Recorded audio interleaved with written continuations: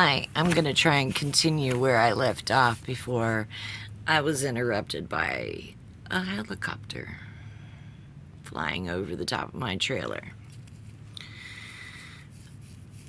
I don't believe in coincidence. I really don't.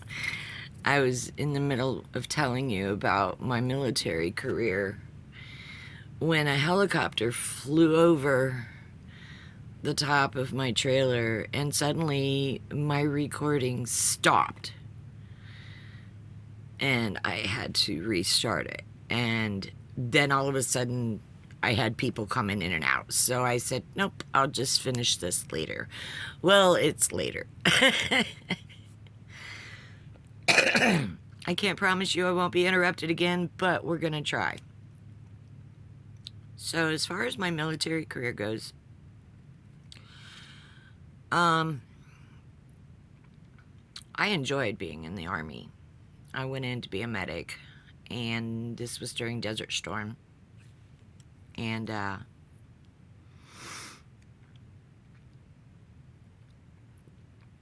was like top 5 in my class for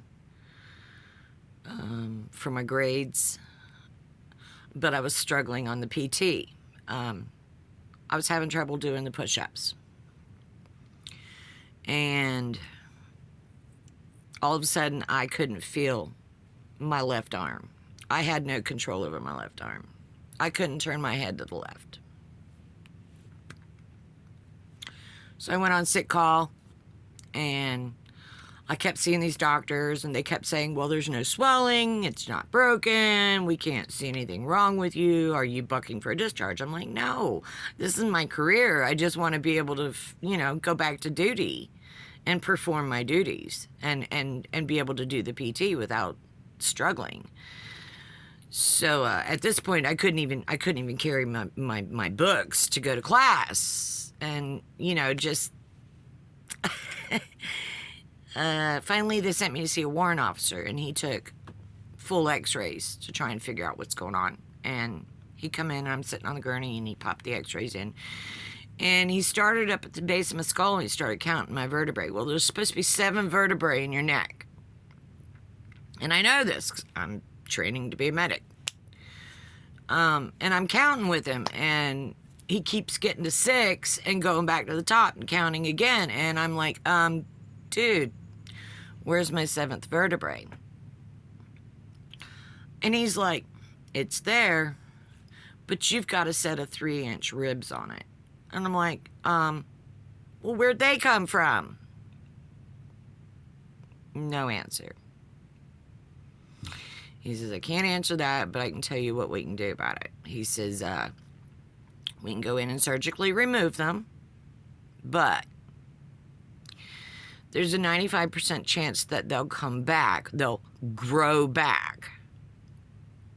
Okay? And then there's a 75% chance that I could be paralyzed from the neck down. And I'm like, okay, now what's your third option? Military discharge. And I'm like, well, we're going to go with option 3 because I don't like options 1 and 2. I've got children at home that depend on me. So I wasn't in pain before I came here. And I think if I go back home and stop doing this physical training that you are putting me through, that I think these pains will go away and I'll be able to get through life just fine without you cutting me open. So I took that discharge and I went home. And I got to thinking about it. You remember me telling you about that Dr. Gaffney in Florida, who had been taking pictures of my body since I was 7 years old? If there was an extra set of ribs on my neck, that man would have told me.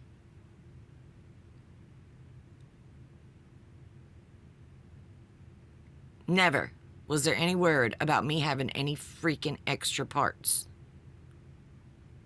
that could have been causing my headaches. Never. Not one. All of a sudden, I've got a set of 3-inch ribs on my neck. And I got proof. I've got it on the x-rays.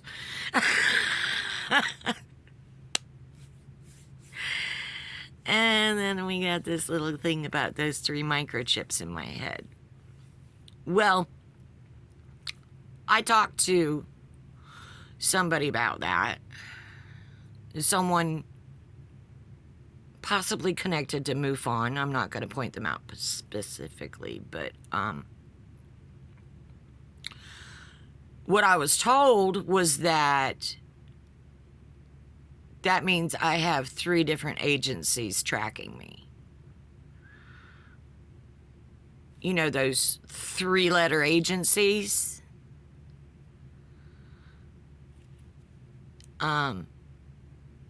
Which means that the government has not stopped watching me. And there's more, but I really don't want to put it all out here. But they have gone so far as to send an agent after me to try and get me to marry him and to move off to some place in BFE, Idaho.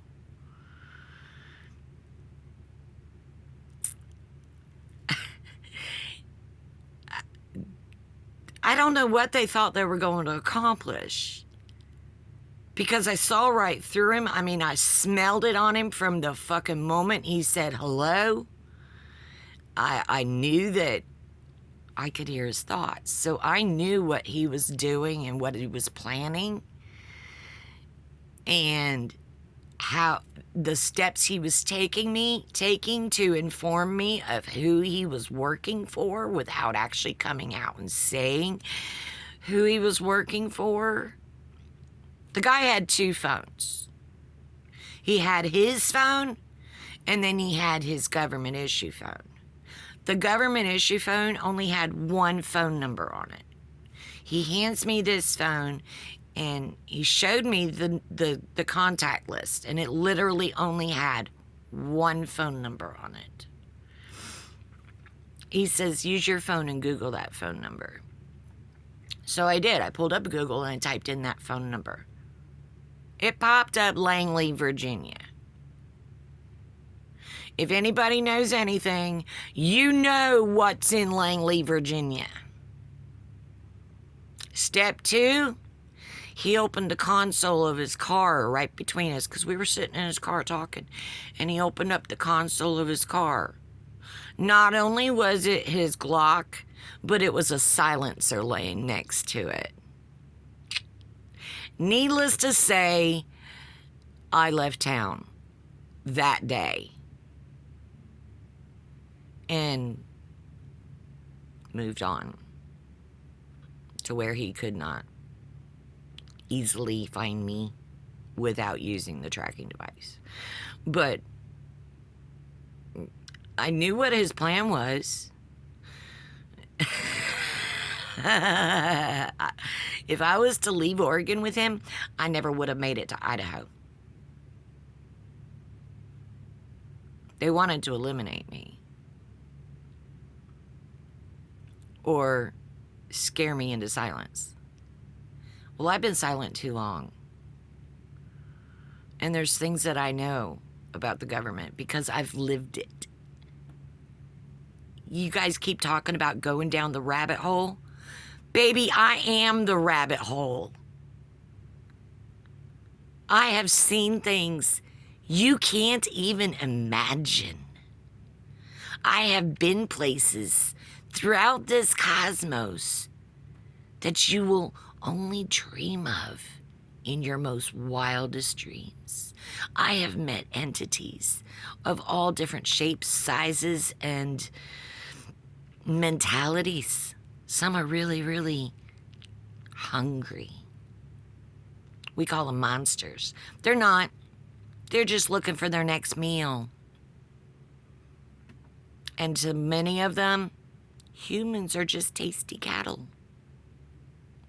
Keep that in mind. Because not everything that comes in from outer space is our friend. As a matter of fact, there's some that just downright want to wipe humans off the planet. Yeah. We're kind of seeing it happen right now. There are fashions of those things on this planet right now, and they've always been here. Don't let them lie to you. They've always been here. They're controlling our governments. So just keep that in mind. What you see and what you hear is not always the truth. You have to be able to find yourself inside and protect yourself and listen to your instincts and listen to your spirit guides, because your spirit guides are there for a reason, to help you get through this. You chose to come here. You chose this. This is a mission.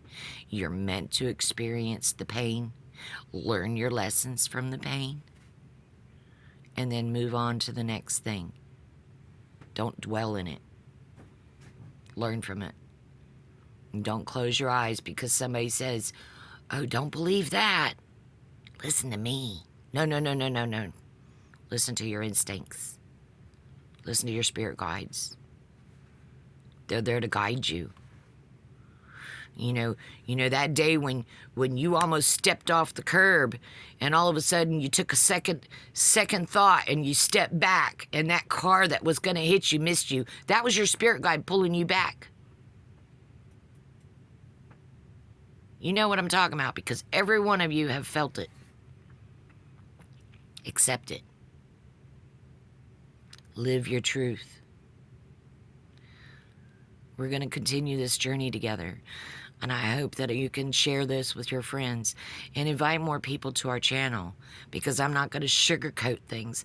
I'm not going to tell you fantasies. I can't lie to you. It's not in my nature.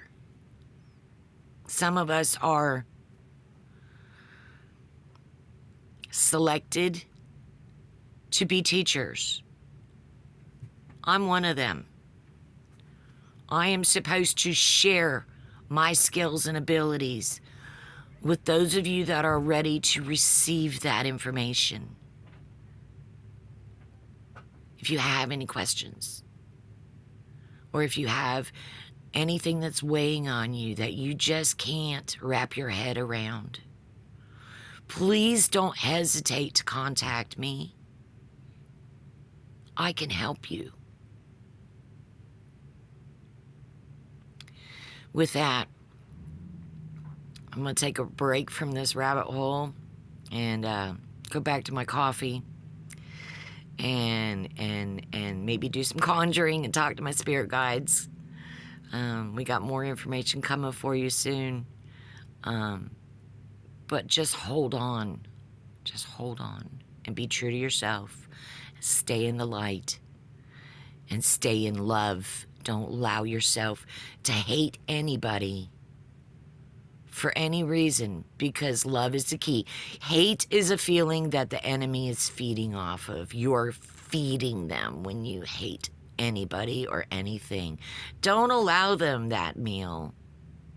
Don't. It's time we starve the enemy and learn to love your neighbor. It takes a village. You cannot finish this journey on your own. Even though you will meet your maker on your own, this journey is not meant to be a solitude journey. You are meant to interact with people, and people will bump in and out of your life as they are supposed to. Okay? This was already, you chose this journey, and the people that are bouncing in and out, you made a deal with them in the beginning, a soul contract that they would be interacting with you so that you would experience certain things along this journey. So just learn the lessons and don't take any personal hate with you, because hate just feeds the enemy. So with that, I love you all. Share the love and the light, and have a blessed day. Till the next time.